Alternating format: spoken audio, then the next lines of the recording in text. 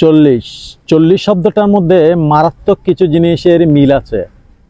আমাদের যখন জন্ম হয়েছিল এই পৃথিবীর আলো বাতাস বুঝতে আমাদের 40 দিন সময় লেগেছিল। আমাদের প্রিয় নবী হজরত মুহাম্মদ সাল্লাল্লাহু আলাইহি ওয়াসাল্লাম 40 বছর বয়সে নবুয়ত প্রাপ্তি হয়েছিলেন।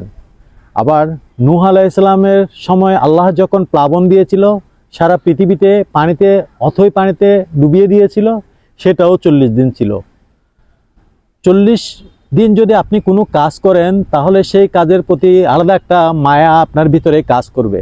আপনি যদি 40 দিন নামাজ পড়েন, তাহাজ্জুদ পড়েন, 40 দিন পর আপনার সেটা অটোমেটিকলি আপনি তখন উঠে যাবেন এবং তখন আপনাকে কেউ ডাকতে হবে না এবং নামাজের আজান হলে আপনি দৌড়ে চলে যাবেন। তাই যে কোনো কাজে আপনি সফল হতে হলে, যে কোনো কাজে যদি আপনার মন স্থির করতে চান তাহলে সেটা 40 দিন আপনাকে প্র্যাকটিস করতে হবে।